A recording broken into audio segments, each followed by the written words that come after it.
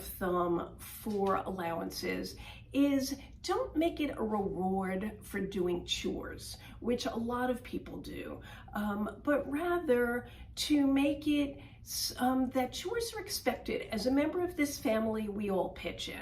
You know, some of us make the beds, some of us take out the garbage, or if we have employees who do that, you know, some of us go to the office and earn what we earn, or some of us are in charge of our family foundation, or whatever it is in that family.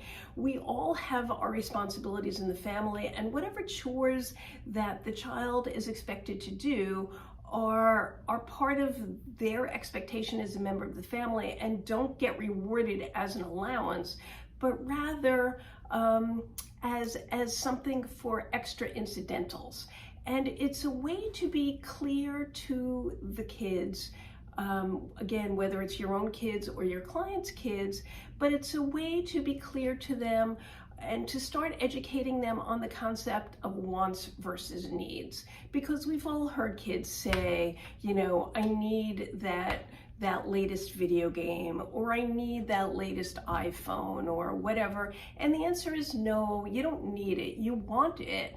And it may be a valid want, but that's not a need. What you need is a roof over your head. You need, you know, shelter, you need clothing, you need the basic needs. Everything else is really a want.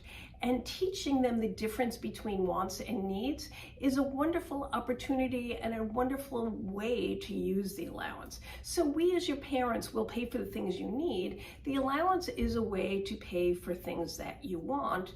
And parenthetically, it's a great way to teach the kids budgeting.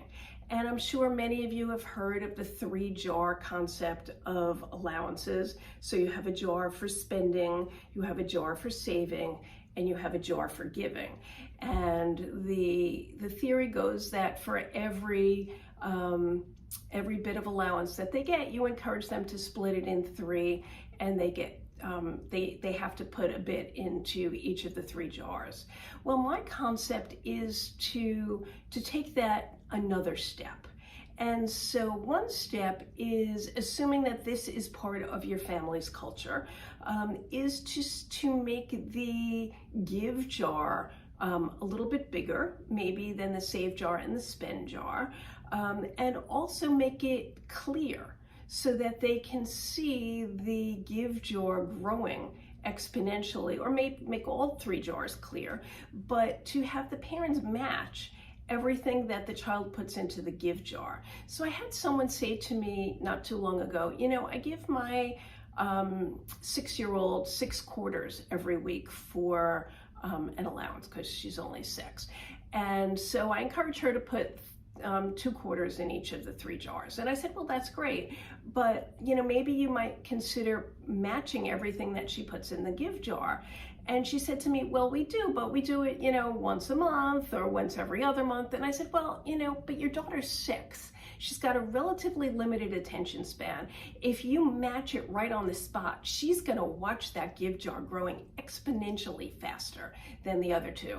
And even though the whole concept of the 3 jars is, number 1, to teach them, of course, responsibility that accompanies their privilege, but it also teaches them delayed gratification. It teaches them that they have to save up for that extra toy or that extra candy or whatever it happens to be. That's a little bit more than this week's allowance, and it teaches them that delayed gratification that goes with budgeting. And this is something I really want, but I don't have enough money yet. But if I don't buy myself those other little goodies, I'll have a little extra.